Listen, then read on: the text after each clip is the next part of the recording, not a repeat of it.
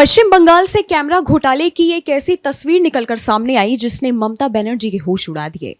एक तरफ बंगाल में डॉक्टर सुरक्षा की मांग कर रहे हैं तो दूसरी तरफ कैमरे घोटाले की तस्वीरें लगातार सामने निकल के आई हैं, जिससे अब ऐसी अटकलें लगाई जा रही हैं कि जो प्रोटेस्ट डॉक्टर बिटिया को न्याय दिलाने में हो रहा है, अब ये प्रोटेस्ट और ज्यादा आगे बढ़ सकता है। मेरे साथ अभिषेक मौजूद हैं। अभिषेक, एक तरफ डॉक्टर बिटिया को न्याय अभी तक मिला नहीं है, न्याय दिलाने के लिए प्रोटेस्ट लगातार जारी हैं। अब कैमरा घोटाले की कहानी क्या है?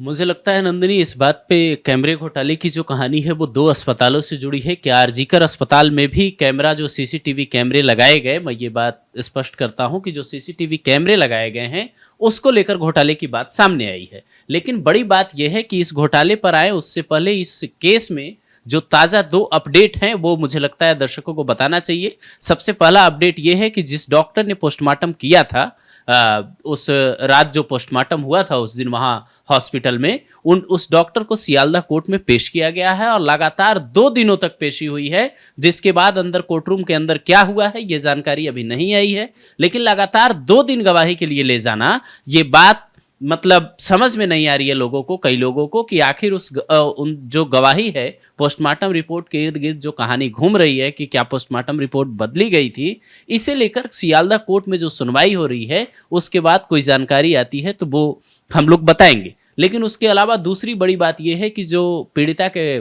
परिवार वाले हैं वो शुभेंदु अधिकारी, उनसे मिले हैं और एक और एमएलए हैं, एक विधायक हैं, उनसे भी इनकी मुलाकात हुई है।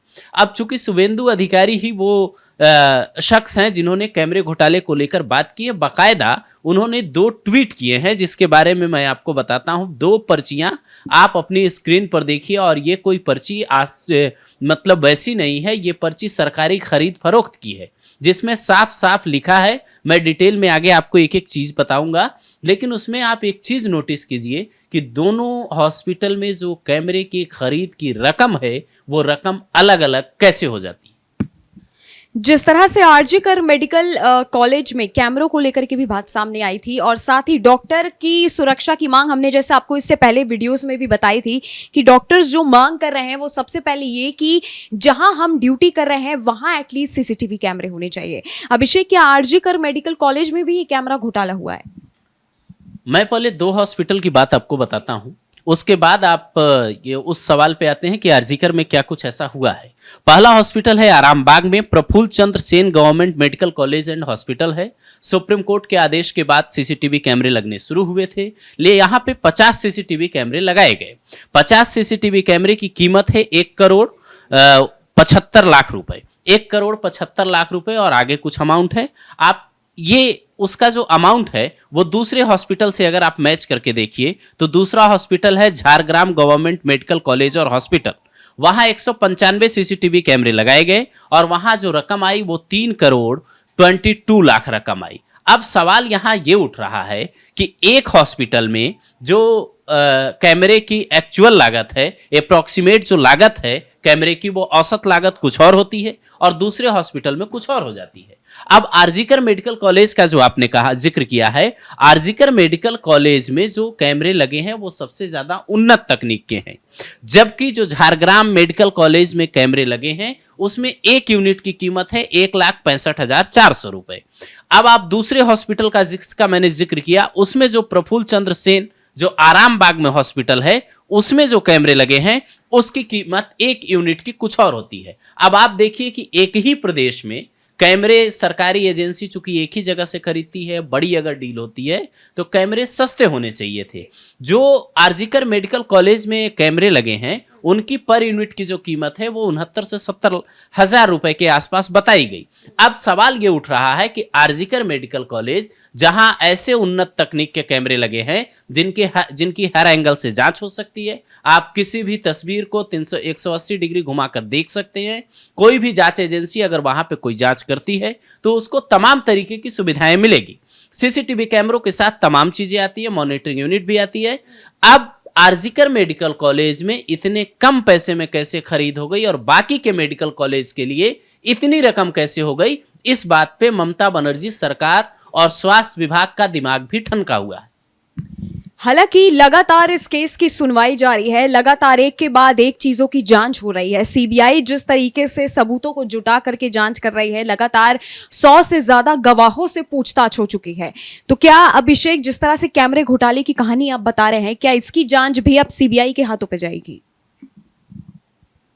अभी जो मतलब जानकारी वहां से आई है, जो ये ट्वीट कई दिन पहले का है, उसके बाद जब ये जानकारी आई मीडिया में, तो उसके बाद जो वहां का स्वास्थ्य विभाग है, चूंकि स्वास्थ्य मंत्रालय भी ममता बनर्जी के अंडर ही है, तो स्वास्थ्य विभाग के कुछ अधिकारी ये दावा करते हैं, वो कैमरे पे नहीं आते, वो मीडिया के सामने बयान देने से बचते हैं, लेकिन वो अंदर खाने ये दावा करते हैं कि इसकी जांच होगी। अब आंतरिक जांच में जो बातें निकलकर सामने आएंगी, वो एक तरह से सवालिया निशान खड़े करने वाला है। हम ये नहीं कहते कि ये जो रिपोर्ट आई है, जो 2 फोटोज शुभेंदु अधिकारी ने ट्वीट किए हैं, उन फोटोज की सच्चाई क्या है, क्योंकि आज के डिजिटल जमाने में कई चीजें मॉफ्ट भी होती है नंदिनी।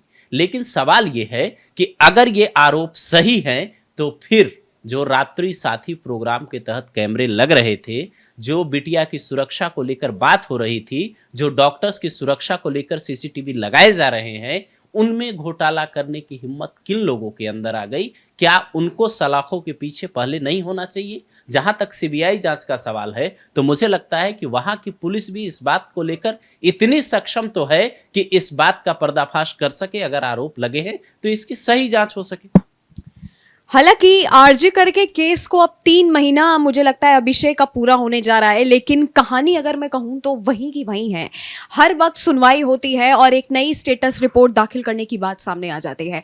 डॉक्टर अभी तक प्रोटेस्ट कर रहे हैं और उस डॉक्टर को न्याय दिलाने की मांग कर रहे हैं। साथ ही उनकी मांग अभी तक पूरी नहीं हो पाई है, जिसमें ये मांग भी शामिल थी। इसलिए हमने आपको कैमरे घोटाले की कहानी बताई, जिसमें से मांग थी कि जहां हम अपने वर्क प्लेस पे अगर काम करते हैं, तो वहीं अगर सीसीटीवी नहीं होगा तो इसका मतलब काम करने का फिर कोई मतलब नहीं बनता है। हालांकि अब इस केस में आगे क्या होता है, उस डॉक्टर को न्याय कब मिलता है, क्योंकि 100 से ज्यादा गवाहों से पूछताछ हो रही है। संजय रॉय की सिक्योरिटी और ज्यादा बढ़ा दी गई है। क्यों? ताकि वो कैमरे के सामने अब और ज्यादा अपनी बातें नहीं बोल पाए। अब संजय रॉय को लाया जा रहा है, लेकिन जब भी वो कुछ बोलता है तो उसके आसपास पुलिसकर्मी तैनात रहते हैं। अब क्या होगा आगे इस केस में, ये देखने वाली बात होगी। आपका अगर हमसे कोई सवाल है आरजीकर से रिलेटेड, तो वो आप हमें नीचे कमेंट सेक्शन में कमेंट करके बता सकते हैं।